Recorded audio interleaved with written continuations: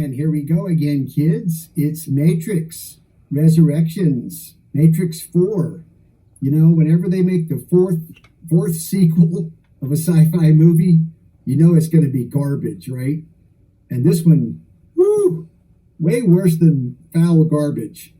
This is like one of the, well, let me say it's one of the worst serious attempts, I assume, at a sci-fi movie. But as comedy, it works. And you got to have the subtitles. The subtitles really help. Because a lot of the dialogue you're not going to understand without the subtitles. But let me tell you first the good news about this movie. Neil Patrick Harris, he carries the movie. He's the best actor and the funniest one in the movie by far. Although there is a guy in there sort of like a young John Candy who makes a few little appearances.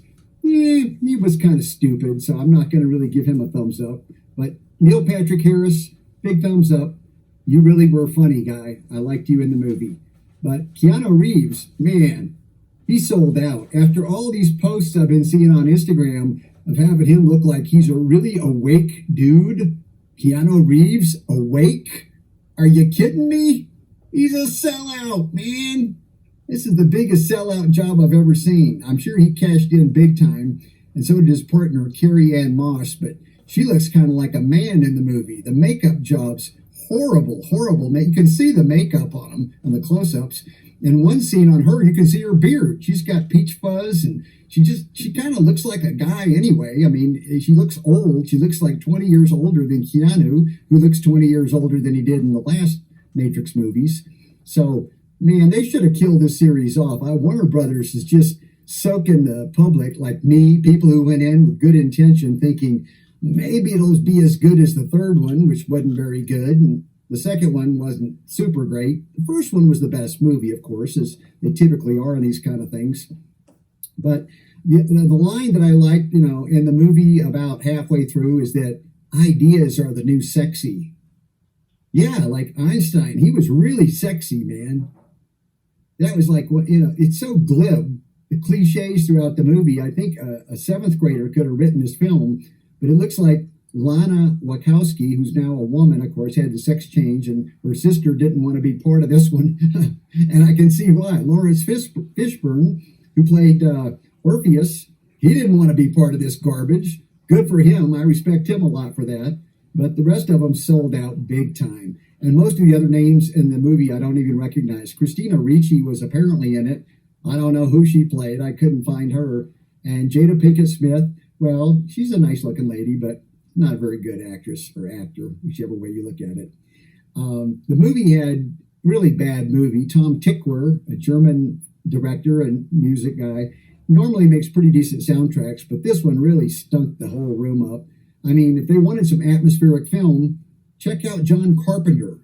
The man, you could have just taken some old John Carpenter music. It would have been a whole lot better. And the other decent part was towards the end of the film when good old Neil Patrick Harris is back at it with his one-liners. He really is pretty funny. You might want to fork out a few bucks just to see him. I don't know if you can put up with the rest of it. I checked my phone about 20 times to see, is this movie over yet? It's supposed to be, oh, it's not over yet. Oh, it was tough to stay in there. I almost walked out, honestly. But I just had to see how awful it could really be. And he makes a proclamation towards the end that humans are slaves. The 99% of us are slaves, which is a fact. This was a truth, actually, in the film. And he said that most people really kind of, you know, don't like being treated the way they are, but they will defend the little bit they still have, the life they have. Their little smartphones and TVs, and their little cars, their little jobs, struggling along in the little gerbil cage, you know, on the treadmill of life. Slaves we are, folks, slaves. You know, all the wealth has been sucked out of the system the last 40, 50 years by the elites. So there's been no increase in incomes for the people that have produced all this wealth. It's all been sucked up to the top. And now they're about to slam the door shut on all of us. And that's coming down pretty soon, maybe in 2022. The year of Soylent Green. No accident, right?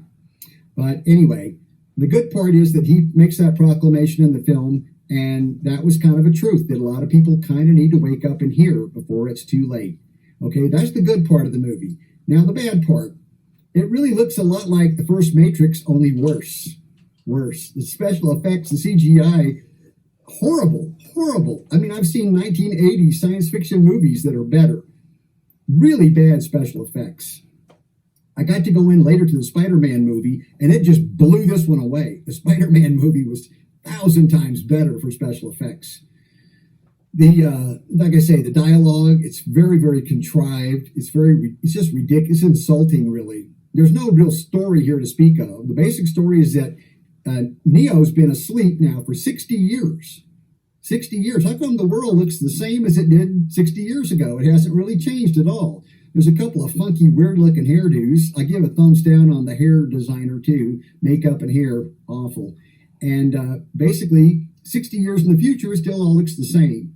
And it's supposed to be that the Matrix was all just a big video game to begin with. It was never real, except that all these characters he's created have somehow become real. And they're coming back to attack him now.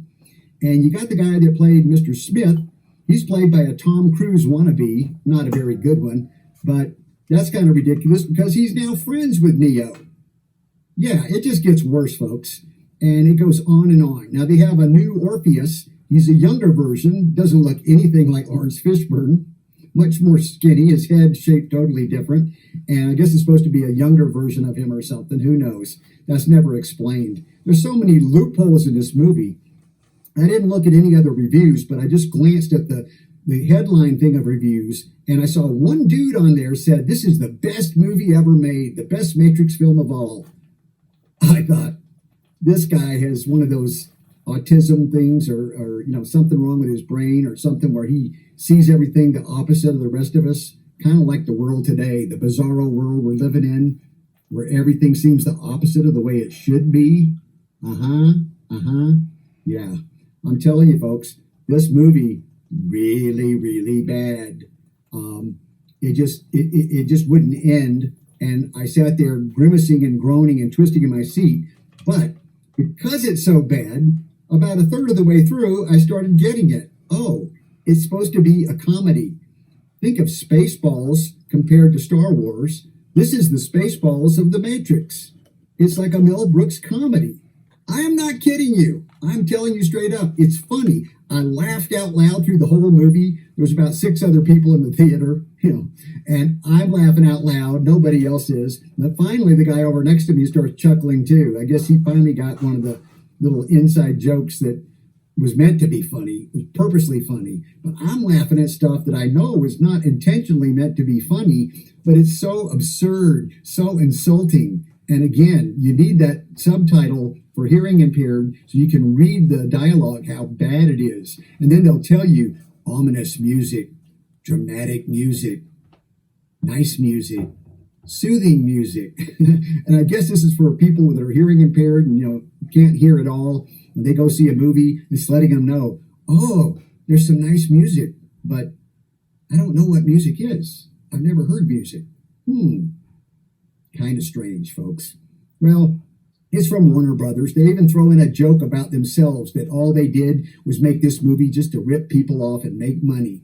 That's an actual joke in the movie by these hotshot executives who are trying to get their video game going. And of course they say it needs more guns, more guns. Now here's the thing. The agents, you never see a female agent. They're all dudes, all of them. And yet Lana Wachowski, who is a woman now, used to be a man. She's not transgender. She's just become a woman now. They do that still.